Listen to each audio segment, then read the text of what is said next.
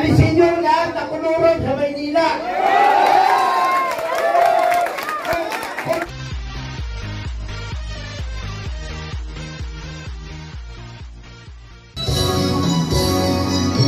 Kung tayo ay matanda na, sana'y di tayo magbago.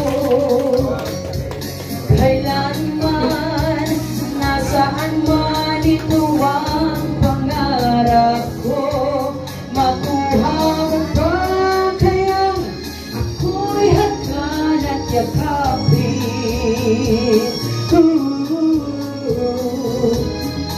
Hanggang sa pagtanda natin,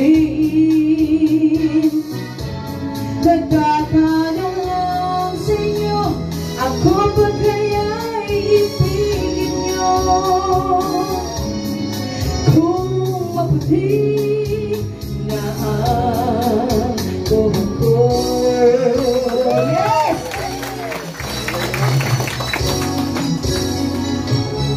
Pagdating ng araw, ang iyong buhok ay puputi na rin.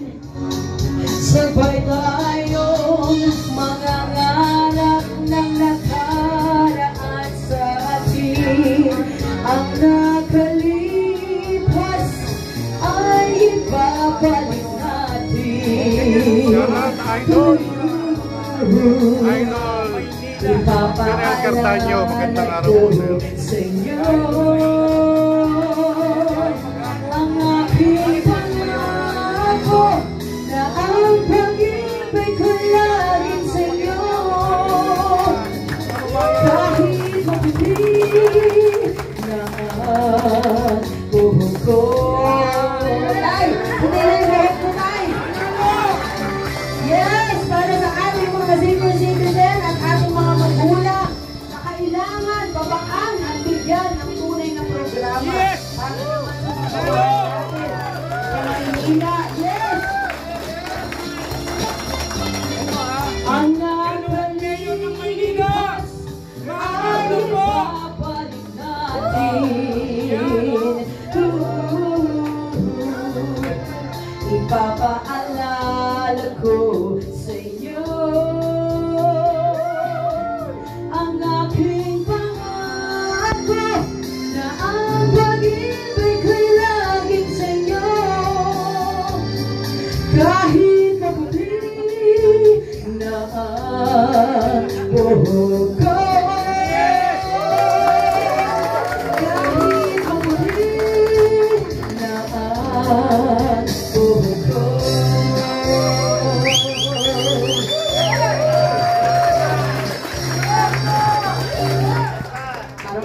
Remy Oyales, tara po.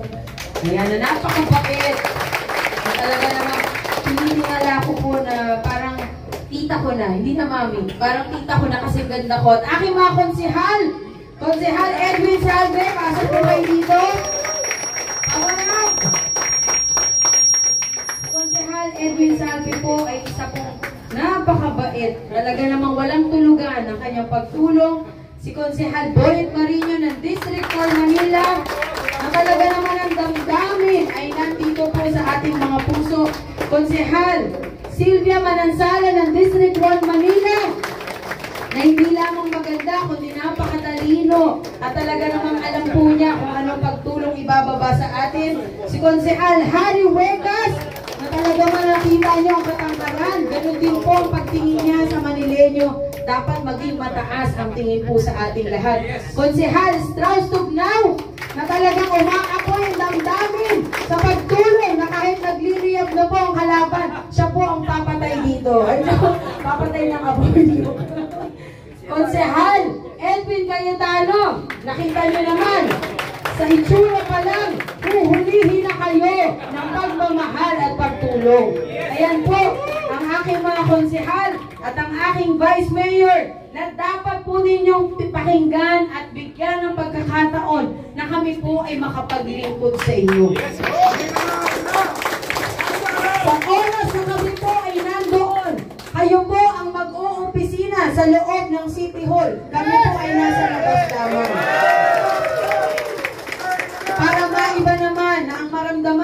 Manileño na ang Manila City Hall ay talagang para sa Maynila, sa Manileño. Ano po? Kaya maraming salamat para sa inyong lahat. Kaya dito po sa dali ha. Ay, yung mga kilikili ko, joke. Ayaw na tuloy itaas. Pasensya na po kayo, wala kayong maamoy. Diba?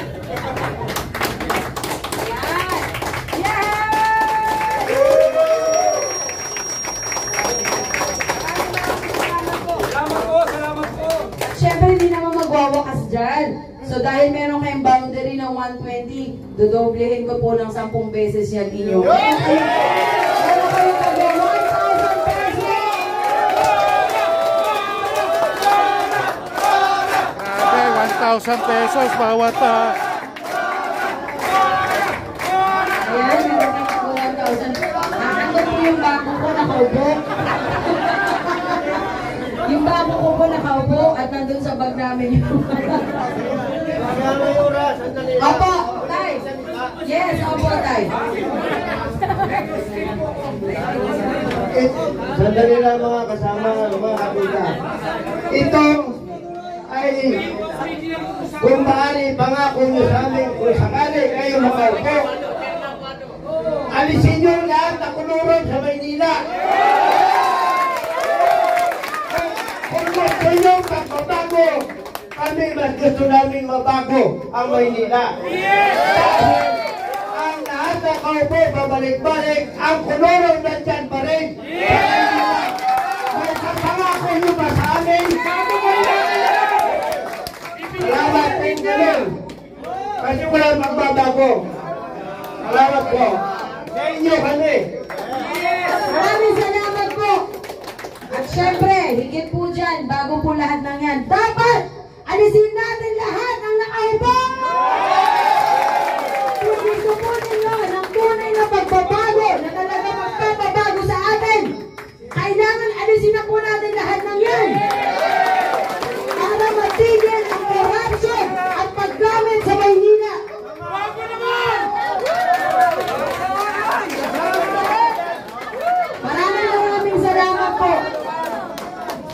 Ayan. So, ibibigay na po namin ng... Naku, baka bukas wala na akong boses.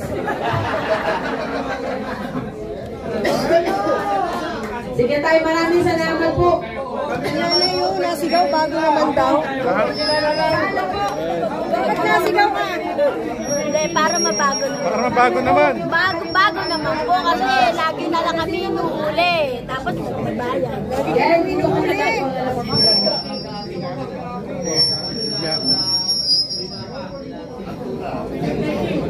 So, shoutout kay Idol